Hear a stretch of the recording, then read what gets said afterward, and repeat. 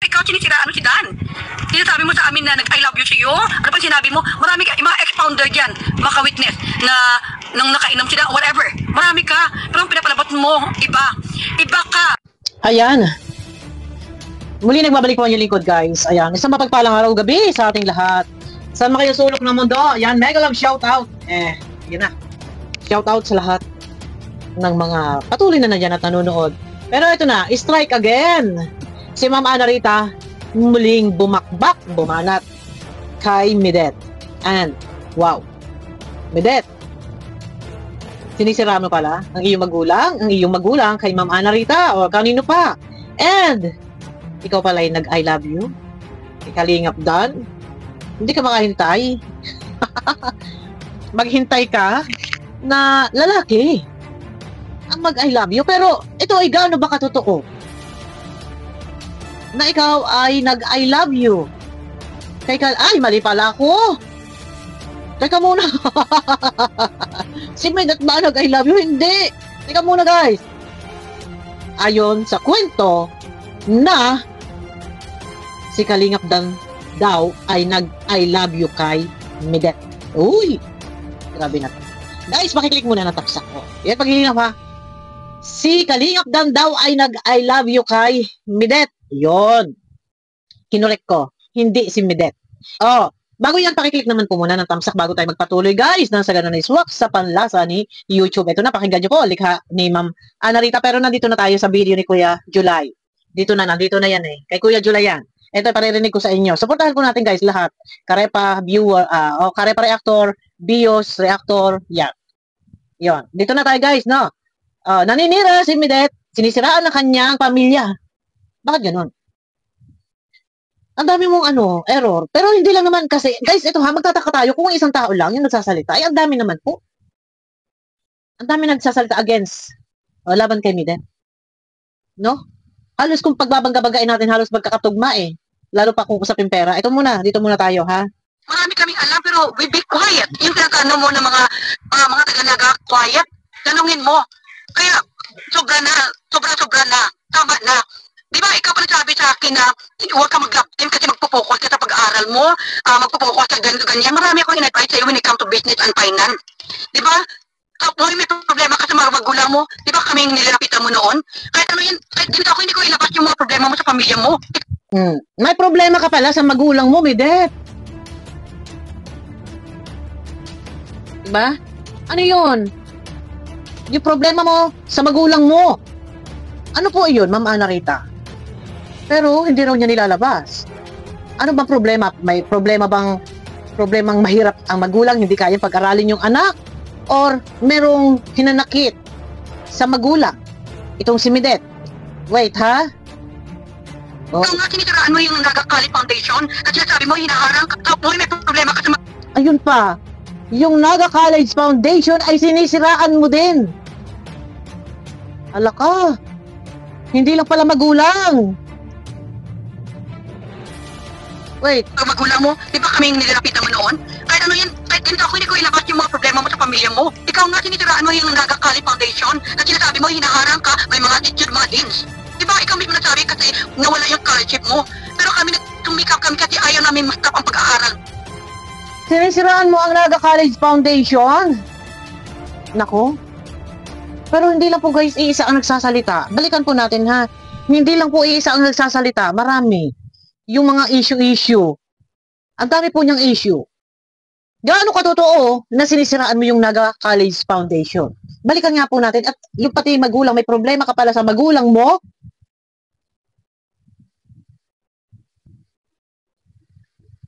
Nako, pera din. Issue pera din.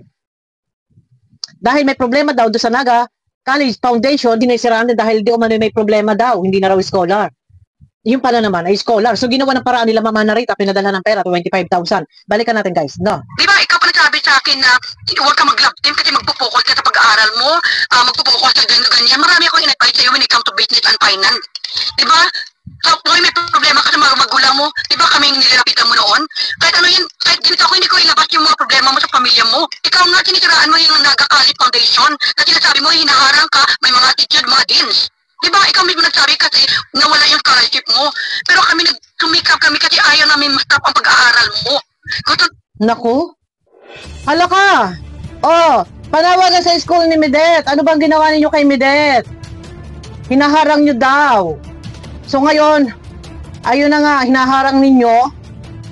So hindi na daw scholar. Pero ginawa na paraan nila Ma'am Ana Rita, nagbigay ng 25,000. Tapos sasabihin na okay naman na daw, okay na daw. So ang pera, ginastos na lang daw doon sa Jetmatic. Antindi, may, antindi.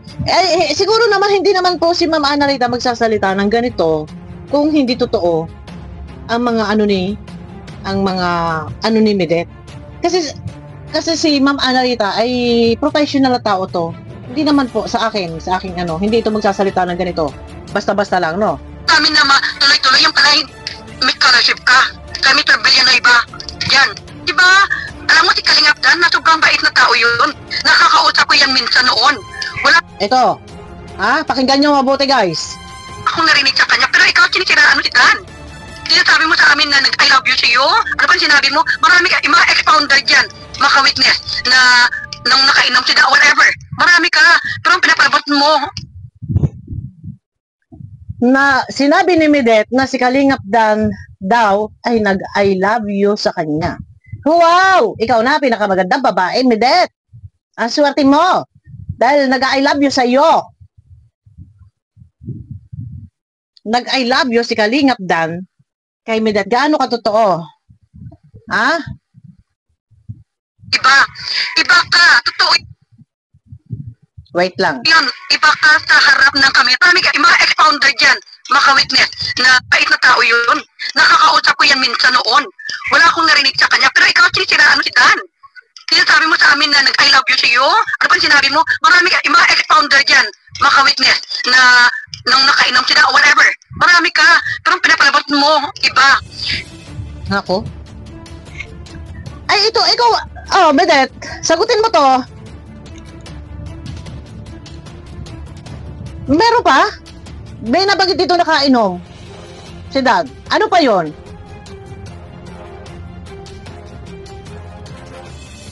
Atindi mo. Midet, atindi mo.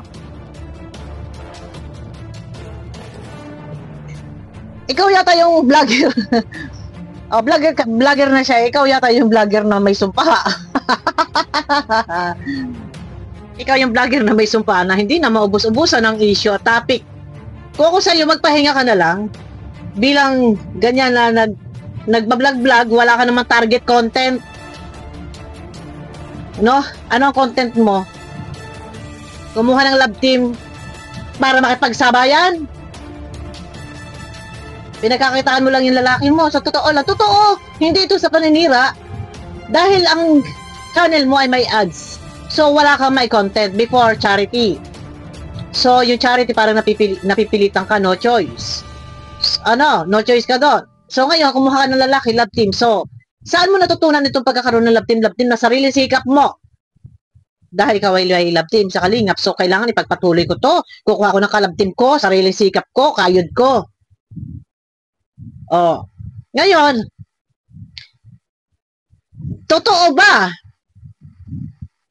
na si Kalingap Dan ay nag-I love you sa'yo? Kalingap Dan, totoo ba to? Wow, Midet! Ang haba ng buhok mo! Di ba? Ang haba ng buhok ni Midet. Wow! Talaga? Nag-I love you raw? Si Kalingap Dan? Tapos ang issue, ang asawa ni Ma'am Ana Rita may gusto sa'yo. Ayon sa mga kwento ni Ma'am Ana Rita, ipinangangalandakan mo ng asawa niya may gusto sa'yo. Ay, atindi mo? Tapos si Kalingap Dan ngayon nag-I love you sa'yo. Marami pa yata ito, pero may nakausap akong isa na isang dating nandiyan. Marami, may sasambulat pa. Sabi ko, itimbrihan mo ako. Abang daw po tayo kay Mama Narita. Bidet, magpahayag ka. Ano ang masasabi mo dito? Ang dami mong issue. Si Kalingap Dan nag-I love you sa'yo. Nangingilong ngiting ko. Si Kalingap Dan nag-I love you sa'yo. Asawa ni Mama Narita may gusto sa'yo. Tama kay ni Mama Narita, tinabihan mo. Yung kalab team ngayon, ayun sa sigaw din ng sponsor. May mga tayo niyan. Hindi naman tayo nagagawa-gawang kwento. Ito ay may pinagbabasihan tayo. Yung nag-travel kayo ng partner mo, love team mo, ayon sa sigaw ng sponsor. Tinabihan mo. Tapos issue mga kaperahan. Ay, hindi ka na naubusan ng issue. Ikaw yata yung isinumpa na hindi na naubusan ng issue. No. Pambihira ka. Oh, next tayo, paparinig natin yan. Gaano katotoo, Kalingap Dan, na ikaw ay nag-I love you kay Midet, na wala kang kamalay-malay, wala kang kaalam-alam, ay ikaw ay binebenta ni Midet. Oh, shoutout sa mga pounder-pounder dyan. Wala kayong kamalay-malay, na wala na, ang Midet ay binebenta ni Midet si Kalingap Dan, at di umanay nag-I love you daw sa kanya. Oh, wow, talaga? Oh, ang haba ng buhok mo, ah. Talaga? Lahat na lang? Ay, lahat na lang? Asawa ni Mama Ana Rita, may gusto sa'yo. Hindi ka na naubusan ng issue? Ang bata ito. Ano pa? Oh, kay boss, hindi ko na babagitin ng pangalan. Abang-abang, may matindi pasabog pa raw. Oh, pambihira ka? Gaano ka totoo? Hintayin natin, baka malay natin, magsalita si Kalingap Dan. Kalingap Dan, ikaw ba'y nag-I love you? Ay, talaga, Midet? Nag-I love you talaga sa'yo? Pwede mo naman sagutin, gaano ka totoo? Ay, pambihira. Ayun na guys, abangan nyo ako sa akin next video. Abang tayo, ha? Abang-abang tayo guys. Abangan nyo ako sa akin next video. Pakiclick guys ng thumbs up, no? Pambihira. Kalandakan mo na eh. Si Ma'am Ana Rita ay di umano. Sabi mo may gusto sa'yo. Ngayon si Kalingap Dan ay nag-I love you sa'yo. Wow, haba ng hair mo, Day. Gaano ka totoo? Oh, pwede ka magbigay ng bahayag mo. Oh, yeah, guys, comment lang kayo ano masasabi niyo. Magagawa ba ng isang Kalingap Dan na mag-I love you kay Midet? Ano sa palagay ninyo? Comment lang kayo, guys. Pag-usapan natin. Abangan niyo ako sa akin next video.